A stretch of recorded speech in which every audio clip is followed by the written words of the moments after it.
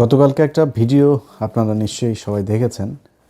সেনাবাহিনীর কোনো একজন অফিসার কিংবা সৈনিক কোনো একজনের সাথে ঢাকা 17 আসনের যিনি দাঁড়িপাল্লার প্রার্থী ডক্টর খালিদুজ্জামান ভাই, তো খালিদ ভাই সেখানে খুব আক্রমণাত্মক কথাবার্তা বলেছেন। আমরা সেখান থেকেই শুরুটা দেখেছি। এর পেছনে কি হয়েছে না হয়েছে আমরা কিছু জানি না। আমি খালিদ ভাইয়ের সাথে আমার ব্যক্তিগতভাবে দেখা হয়েছে, কথা হয়েছে। আমার কাছে যেটা মনে হয়েছে যে এই লোকটাকে চাইলেও খেপানো খুব কঠিন, এরকম টাইপের খুব ঠান্ডা মেজাজের একজন মানুষ। তিনি হঠাৎ করে সেনাবাহিনীর মানে একটা গেটে যায় তিনি এত ক্ষেপে যাবেন, এটা আমি বাই করি নাই। এইখানে এটার পেছনে আরও অনেক কিছু আছে, কিন্তু প্রশ্নটা বা বিতর্কটা ওইটা নিয়ে না, যে উনি কতটুক রেগেছেন, সেনাবাহিনীর অফিসার কতটুকু রেগেছেন, ওইটা না। প্রশ্নটা হচ্ছে সেনাবাহিনীর একটা একটা স্পর্শকাতর একটা বাহিনীর আপনার বডি ক্যামের ভিডিও ফুটেজ বাইরে আসলো কিভাবে। আমি গতকালকে আমার পেজে জুলকারনাইন স্যার ওনার পেজের একটা ভিডিও আমি আমার পেজে শেয়ার দিয়েছিলাম। আমি জানি না এটা প্রথমে কে করেছেন, প্রথমে কে আপলোড দিয়েছেন আমি জানি না, মানে কাকে প্রথমে দিয়েছে। এটা যদি সেনাবাহিনী মনে করে দেশের স্বার্থে বা কোনো কারণে এটা প্রকাশ করা দরকার, প্রচার করা দরকার, সেই ক্ষেত্রে সেনাবাহিনীর উচিত ছিল আইএসপিআর থেকে এটা করা, মিডিয়াকে ডেকে তাদেরকে দিয়ে দেওয়া, অথবা সেনাবাহিনীর নিজস্ব ফেসবুক পেজ আছে, ইউটিউব চ্যানেল আছে, সেইখানে এটা আপলোড দেয়া। সেটা না করে তাদের নিশ্চয়ই তারা প্রথমে এটা যার কাছেই এসছে সে তাদের কচুক্ষেতের ভাতাপ্রাপ্ত, তো এই কচুক্ষেতের ভাতাপ্রাপ্ত মুক্তিযোদ্ধা যারা আছেন তাদেরকে তারা দিয়েছেন। এই জিনিসটা একটা খুব রহস্যজনক এবং খুবই লজ্জাস্কর একটা বিষয় যে সেনাবাহিনী এখনও পর্যন্ত সেই নোংরা রাজনীতি, শয়তানি এখন পর্যন্ত তাদের মাথার ভেতরে আছে। এই কারণে আমি আজকে মনে করলাম, তারপরে আরও কিছু বিষয় আছে যে বিষয়গুলো এখনও বলার সময় আসে নাই। আমি বিভিন্ন মাধ্যমে শুনছি, আমাকে গত 3-4 দিন আগে একজন ঢাকারই একজন ক্যান্ডিডেট ফোন করে বললেন যে তিনার যারা কর্মী আছেন এইসব কর্মীদেরকে একটা বিশেষ সেনাবাহিনীর একটা শাখা থেকে, আপনার সেনাবাহিনী নিয়ন্ত্রিত একটা গোয়েন্দা সংস্থা, সেইটা থেকে আপনার নাম চেয়েছে, তাদের নাম সংগ্রহ করছে। তো কেন নাম সংগ্রহ করছে আমরা জানি না।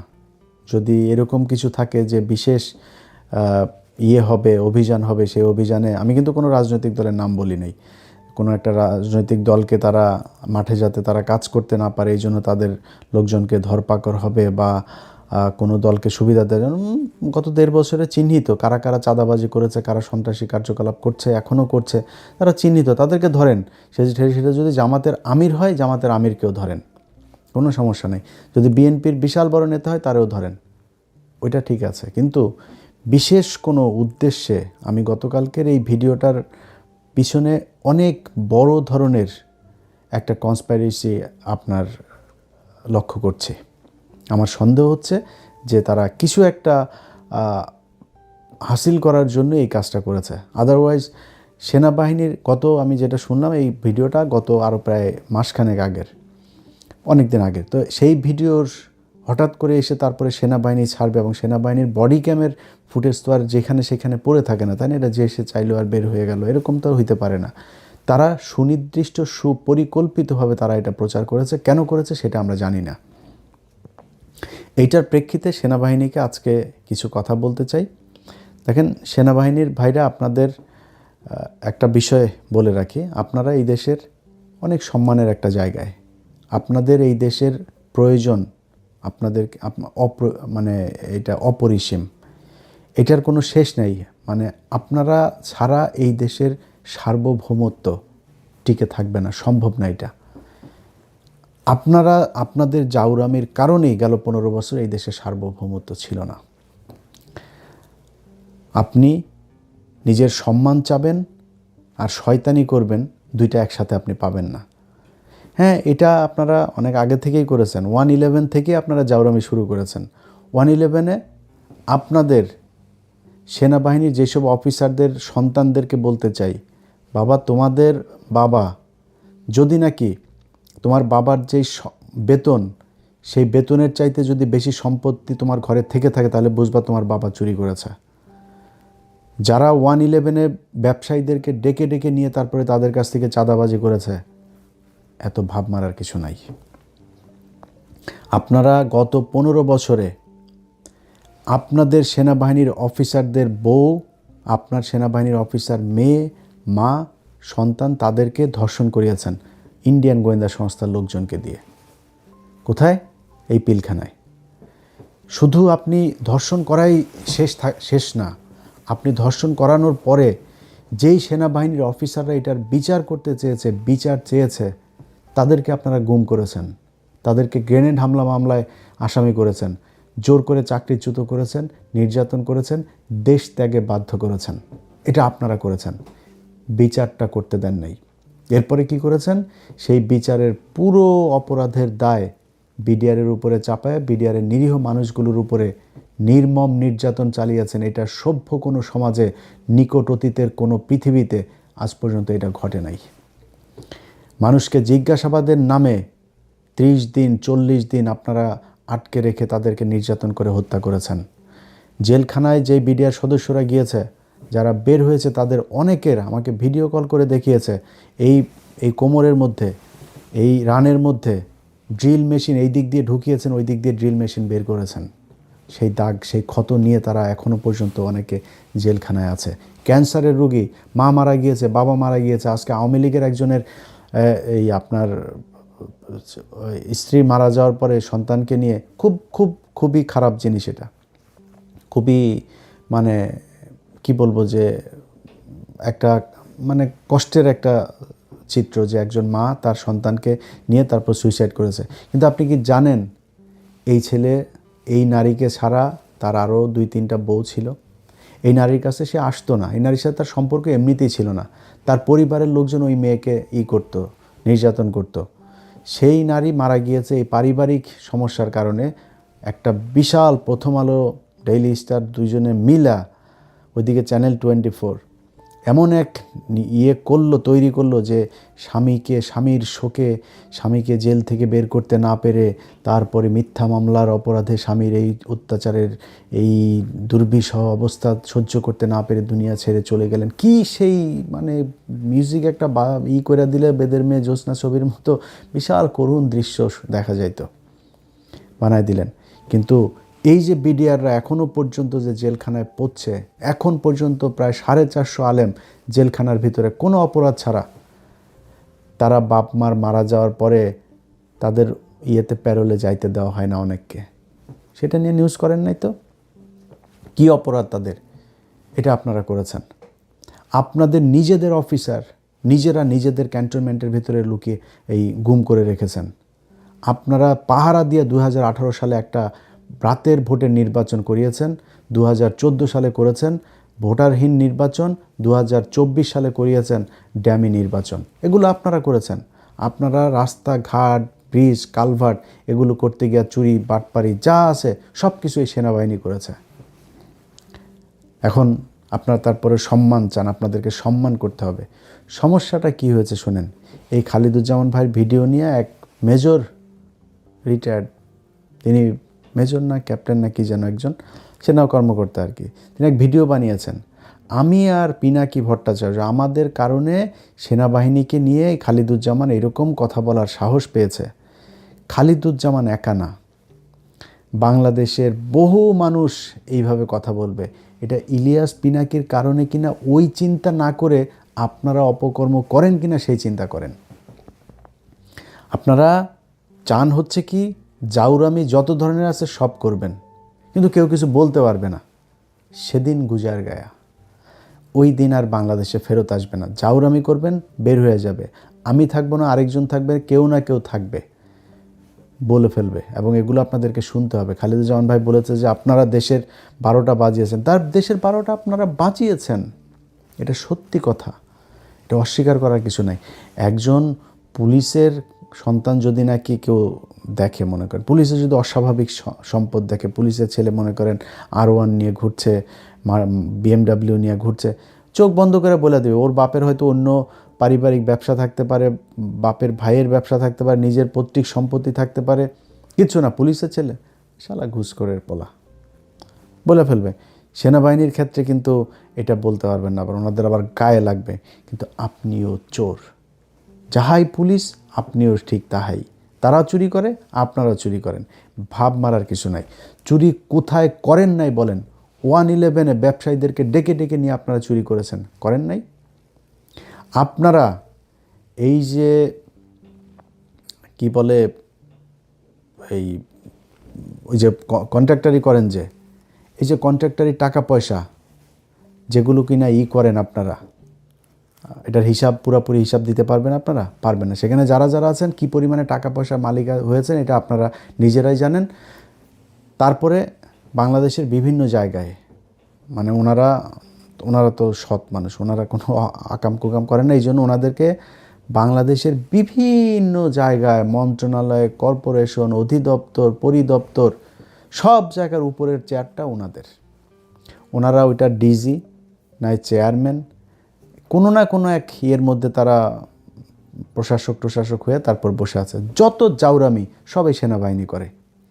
আপনি বাংলাদেশের যত জায়গায় যত শয়তানি, এই যে শোনেন না আপনারা ভূমিদস্যু, যত ভূমি আপনার আছে, এই আবাসন প্রকল্পগুলো আছে, সব জায়গার পেছনে হইল গিয়ে এরা হয় রিটায়ার্ড নাই আপনার সার্ভিং অফিসার, তারা আসেই আত্মীয় স্বজন দিয়া, শালা দিয়া, সুমন্দি দিয়া, ভাই দিয়া, মা দিয়া, কোনো না কোনো কিছু দিয়া, কারণের কারণে ওইখানে রেখে দিয়েছে, বউরে দিয়া এগুলো করে রাখছে।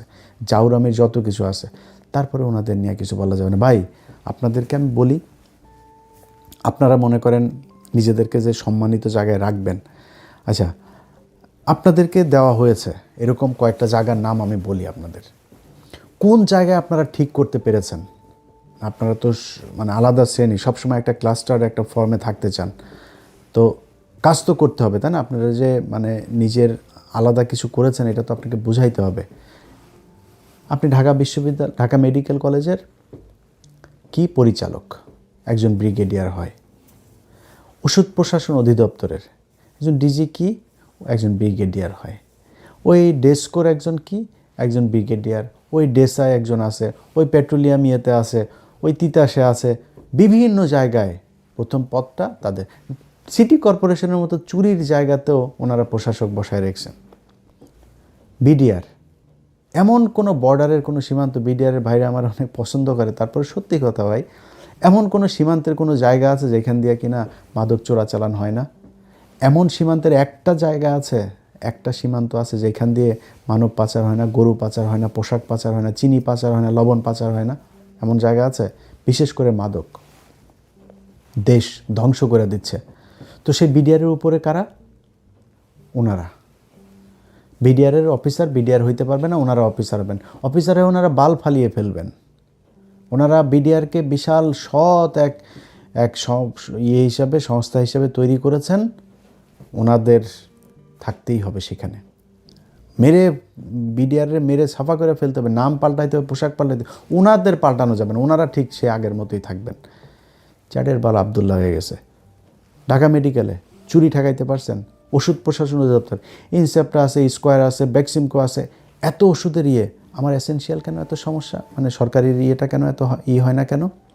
এটার নাম ডাক নাই কেন? এটাতে খালি দিনকে দিন প্রতিদিন খালি মানে চুরি লসের মধ্যে যায় কেন? আপনি এই বিমানে গেলেও একই অবস্থা। সব জায়গাতে আপনারা যায় চুরি করেন, সে আগে যা চুরি হতো সেটাই করা হয়, আপনারা ভাগ দিয়ে খাইতে হবে। মানে ওনাদের অবস্থাটা হয়েছে, ওনারা ওপরের একটা পদে যাবে, যায় লুটপাট করে খাবে, এই খাওয়ার ভাগ আনার জন্য যায়। কোনো জায়গায় কি আছে আপনারা ঠিক করতে পেরেছেন? বলেন, এক জায়গায় বলেন আমারে। ঢাকা মেডিকেল ঠিক করতে পেরেছেন? দালাল আছে, মানুষ চিকিৎসা পায়, সেখান থেকে দালালরা রোগীদেরকে ধরে নিয়ে যায় আরেক হসপিটালে? পারেন নাই তো আপনি বালফালা ওইখানে আসেন কেন? ওষুধ প্রশাসন করতে পারেন, করতে পারেন, ডেসাতে পারেন, ওই পেট্রোলিয়াম ইয়েতে পারেন, কোন জায়গায় পারেন আমারে যে এই জায়গাতে আপনি গিয়ে দুর্নীতি বন্ধ করেছেন? পাসপোর্ট অফিসে ধুমায়া দালালি চলে, 2 দিন বন্ধ থাকে, মিডিয়া টিডিয়া একটা টিয়ে করলে, মোবাইল কোড করলে, তারপরে আবার চলে। আপনি বন্ধ করতে না পারলে আপনি বালফালায় ওখানে আসেন কেন, যান কেন আপনি চুরির ভাগানোর জন্য? যত জাউরামি, যত চুরি বাটপারি যা আছে সব কিছুর নেতৃত্ব দেয় এই সেনাবাহিনী। এখন আপনাকে আমি ভালো কেমনে বলবো আমার বলেন? আমি যে কথাগুলি বললাম ভাই, আপনার সাথে আমার ব্যক্তিগত কোনো সমস্যা নেই। ইভেন ওয়াকার স্যার, আপনারে বলি স্যার, আপনার সাথে আমার ব্যক্তিগত কোনো সমস্যা নাই তো। আপনার লোকেদের সাথে কথা হয়েছে, আপনার কাছে কি চাইছি আমি? বলছি যে বিডিআরের লোকরে ছাড়িয়ে দিতে হবে। আলেমদের সন্ত্রাস বিরোধী আইনের যে মামলাগুলো, এই মামলাগুলোতে কোর্ট যদি জামিন দেয়, আপনি ডিজিএফআই ক্লিয়ারেন্সের এই অজুহাতে কারোর আটকাইতে পারবেন না। আপনারা 2 দিন পরে বললেন ফুল স্টপ। তো এই যে এরপরে যে বের হইলো কমিশন তৈরি করার পরে, তো সেগুলি কেন হইল? আপনি না বললেন যে সব দোষ বিডিআরের? সারা দেশে সব জায়গায় যেইখানে বলবেন সবখানে। সো ব্যক্তিগতভাবে আপনার সাথে আমার কোনো সমস্যা নেই। আপনারা ভাই ভালো কাজ করেন, সেনাবাহিনীর মানুষ সম্মান করুক, আমি নিজেও এটা চাই। সেনাবাহিনীরা একটা আলাদা একটা জগতে থাকবে, তারা তাদের মতো মানে একটা অচ্যুত শ্রেণীর মতো করে থাকবে, যে এরা আমাদের বিশেষ সময় আমাদের পাশে থাকবে। ঝড়, আমার বন্যা, ঘূর্ণি, আপনার ভূমিকম্প, যুদ্ধ, এইসব সময় সেনাবাহিনী মানুষের পাশে থাকবে, ফেরেস্তার মতো এসে আপনারা আমাদের পাশে দাঁড়াবেন। আপনাদেরকে সবচেয়ে বেশি বাজেট দেওয়া হবে, সবচেয়ে সুযোগ সুবিধা দেওয়া হবে, সব দেওয়া হবে, কোনো সমস্যা নাই। যেমনি আসেন ঢাকা শহরে অর্ধেক নিয়ে আসেন, আরও অর্ধেক পুরাটা নিয়ে নেন, কোনো সমস্যা নেই। আপনাদের জন্য আরেকটা রাজধানী বানায় দেওয়া হবে ক্যান্টনমেন্ট নামে। থাকেন, দেশি নিরাপত্তাটা তো দেখবেন। আপনার কাজ হয়েছে কার মোবাইলের মধ্যে গুতায় কে কার সাথে প্রেম করে, কার সাথে কি করে, কে বিএনপির লোকের সাথে কথা বলো, বিএনপির লোক তারেক রহমানের সাথে কে বক্তব্য দিচ্ছে, এগুলো আপনাদের কাজ। ওই অমুক টেলিভিশনে কি নিউজ যাবে না ওগুলি। বেটা তোর কাজ বাংলাদেশের ভিতরে রে, তুই থাকবি বাইরের দেশের থেকে আমার দেশটাকে আমি রক্ষা করে যায়। তোর বাল আছে, কিচ্ছু আছে তোর? তুই ইন্ডিয়া আজকে যদি আমার দেশে যদি 2টা ফাইটার যে বিমান পারে, তোর আকাশ নিরাপত্তা ব্যবস্থার কিছু আছে? কিছু করতে পারবি? তো তোর মতো বালের সেনাবাহিনী থেকে আমার লাভটা কি? কিছুই নাই। ওনারা ভাব ধরে থাকে বিশাল একটা বালগেডিয়ার, উনি মেজর জেনারেল চ্যাটের বাল। তোর মতো চ্যাটের বাল বাংলাদেশের দরকার কি? কিছুই করতে পারে না। তারপরেও ভাই, যতগুলি আপনাদের বিরুদ্ধে ভিডিও করি, সব ভিডিওগুলোতে একটা কথা বলি, আপনারাই আমাদের স্বপ্ন। আপনাদেরকে সারা ভাই এই দেশ চলবে না। আপনাদের অপকর্মের কারণে এই কথাগুলি বলি। ভাই, আপনার সেনা প্রধান, আপনার একটা লেফটেন্যান্ট কর্নেল একটা নারীকে ধর্ষণ করেনি? আপনার শফি করে নাই? আপনার শফি, আপনার এই যে বিমান বাহিনী প্রধান একটা ছিল হান্নান, ধর্ষণ করে নাই বিমান বাহিনীর নারীদেরকে? কি আপনার সেনাবাহিনীর কাছে যদি আপনার লোক যদি নিরাপদ না থাকে, আমি নিরাপত্তা আপনার কাছে কিভাবে চাবো? আপনি আমার নিরাপত্তা কিভাবে দিবেন? এইভাবেই দেশটা চলছে ভাই। এই জায়গা থেকে বের হইতে হবে। যদি বের হইতে না চান, যেটা এখন হবে, আগে মানুষ কথা বলতো না, আপনারা নিয়ে কিছু বলতো না, এখন বলে। আপনাকে শুনতে হবে, শোনার প্রস্তুতি নেওয়া তারপরে। আর যদি মনে করেন দেশটাকে ভালোবাসেন, আসলে সেনাবাহিনীটাকে ভালোবাসেন, সেনাবাহিনীর সম্মান ফিরিয়ে আনতে চান, তাহলে ভাই ওই যে 18 সালে যেই শয়তানির পাহারা দিছিলেন না, ওইটা করা যাবে না। জেনুইন কাজ করতে হবে।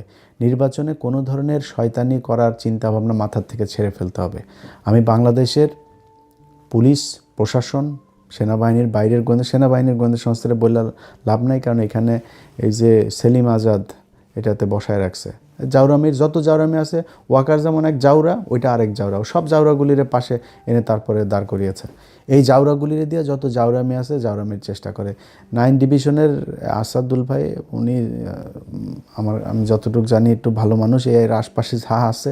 আর এর বাইরে এটার পাশে যে কটা আছে সব কটা বদমাইশ, লুচ্চা, লাফাঙ্গার, দুর্নীতিবাজ, চোর, এগুলোর এনে বসিয়েছে। এগুলো বহুত জাউরামি করার চিন্তা ভাবনা করতে পারে। তো এখন কি করতে পারে, আমি অনেক কিছুই এখনও বলার মতো সময় আসে না, এবং কিংবা বললেও এগুলো একটা ভীতি তৈরি হবে। আমি সেই ভীতি তৈরি করতে চাই না, কিন্তু একটু সজাগ রাখার জন্য বলছে অন্য গোয়েন্দা সংস্থা, রাজনৈতিক দল, তাদেরকে। যেটা হইতে পারে, ধরেন 300 আসনের রেজাল্ট হইল, এই 300 আসনের রেজাল্টের মধ্যে 200টার আসনের রেজাল্ট হয়ে গেল। এর মধ্যে দেখা গেল কোনো একটা দল 130টা আসন পেল, এক দল 70টা আসন পেল। তো যারা 70টা পেল, তারা চিন্তা করলো যে 200 আসনের মধ্যে ওরা 130 পেয়ে গিয়েছে, তাহলে তো ওই 100-র মধ্যে ওরা 50 পাইলেই তো হয়ে গেল, মানে আর 20টা হইলেই তো হবে। সো তোরা তো এখানে 50টা বেশি পাবে। ওরা তখন একটা গ্যাঞ্জাম লাগাবে। এই গ্যাঞ্জামটা লাগাবে কারা? এই সেলিম আজাদ তার বাহিনী দিয়ে লাগাবে, আওয়ামী লীগের লোকজনের মাঠে নামাবে, নামায় তারপর নির্বাচনের দিন একটা বিশাল গ্যাঞ্জাম তৈরি করবে, দেশে একটা যুদ্ধ একটা ভাব শুরু হবে। তারপরে সেনাবাহিনী বাধ্য হয়ে বলবে যে আমাদের কিছু করার নেই, আমরা ক্ষমতা নিতে হবে। তারপরে নির্বাচনও হবে না, কিছুই হবে না, তারা দেশ চালায় আস্তে আস্তে আবার ফের বা বাংলাদেশের মানুষ ভুলে যাবে সব কিছু। হ্যাঁ, আওয়ামী লীগের প্রতি আরেকটু সহনশীল করে তারপরে 2 বছর পরে ধরেন একটা নির্বাচন দিবে, তখন আওয়ামী লীগ সহ এসে জয়েন করবে, কোনো সমস্যা নেই। আওয়ামী লীগরে ভয় পাওয়ার কিছু নাই। আমরা যতদিন জীবিত আছি আওয়ামী লীগ এই দেশে নির্বাচন করবে, করে ক্ষমতায় আসতে পারবে, এটা নিয়ে আমরা টেনশনই করি না। আনলে আওয়ামী লীগরে আনলে এটা বিএনপির যদি ভালো হয় তাহলে বিএনপি আসতে দেখ, কোনো সমস্যা নেই। কিন্তু তারা এটা করবে, এটা করে তারপরে এই আওয়ামী লীগকে বাংলাদেশে আবার পুনর্বাসিত করার চেষ্টা করবে। আমার কাছে থাকা তথ্য এরকম একটা কিছু ঘটাইতে পারে। সো এই ব্যাপারে সবাই সাবধান থাকবেন। এত ইজি হবে না, পরিকল্পনা যদি কেউ নিয়েও থাকে এই জিনিসটা এত ইজি হবে না। আমাকে গত 3-4 দিন আগে একজন এরকম, এই যেটা বললাম যে তার ক্যান্ডিডেট, তার ওই কর্মীদেরকে তালিকা নিয়ে তারপরে তারা করছে।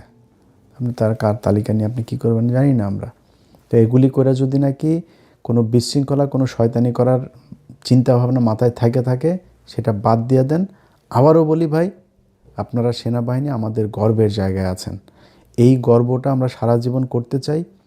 আপনাদেরকে বাংলাদেশের মানুষ 5 তারিখে যে সম্মানটা দিয়েছে, এই সম্মানের যোগ্য আপনারা না, আপনারা বহুত চাওরা। আপনারা তারা ওই 5 তারিখেও আপনারা গুলি করে মানুষ মেরেছেন এই সেনাবাহিনী, আবার সেগুলোর বিচার করতে চায় দেখা আপনারা তাদের সাব জেলে ওয়াইফাই, বাসার খাবার, বউয়ের সাথে আকাম কুকাম করার সুযোগ, গার্লফ্রেন্ডও পাঠান কিনা আল্লাহ জানে, সবই করতে দেন। এটারে জেল বলে?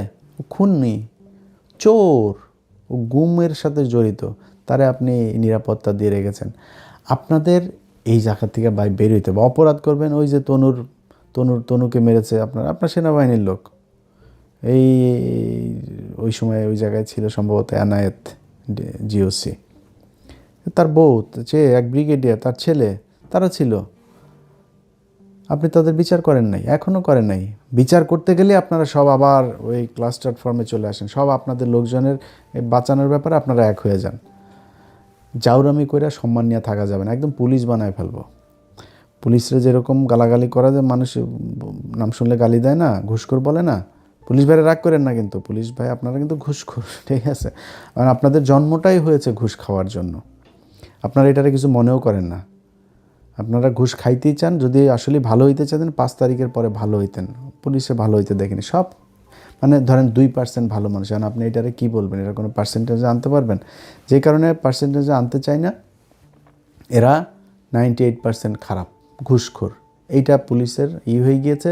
সো আর্মিও যেহেতু এরকম জাউরা, তো আর্মির এত ভালো সাজানোর কিছু নাই। তো আপনাদের এগুলো এইভাবে আস্তে আস্তে মানুষের সামনে আপনাদেরকে এইভাবে তুলে ধরা হবে। হ্যাঁ, আপনি ভালো যদি হইতে চান, ভালো কাজ করতে হবে ভাই। আশা করি ভালো কাজ করবেন। আপনাদেরকে সম্মান করতে চাই, সম্মান করব। আপনাদের বলা লাগবে না ভাই, আপনাদের পায়ে ধরে মাপ চায় ভিডিও, একদম ওপেনে ভিডিও বানাবো যদি আসলে আপনারা ভালো কাজ। কিচ্ছু বলা লাগবে না, আমার 1 টাকাও দেওয়া লাগবে না, কোনো সুবিধাও দেওয়া লাগবে না, কচু খেতিদের মতো ভাতাও দেওয়া লাগবে না, কিচ্ছু দেওয়া লাগবে না। আল্লাহর কসম করে এই ভিডিওতে বললাম, আপনাদের ভালো কাজ যেদিন দেখবো যে না আর্মি আসলেই ভালো কাজ করছে, ভালো কাজ করার চেষ্টা করছে, মাপ চাবো। যার কথা বলে, খারাপ কথা বলেছি সবার কাছে একদম বাই নেমে সবার কাছে মাপ চেয়ে নিব।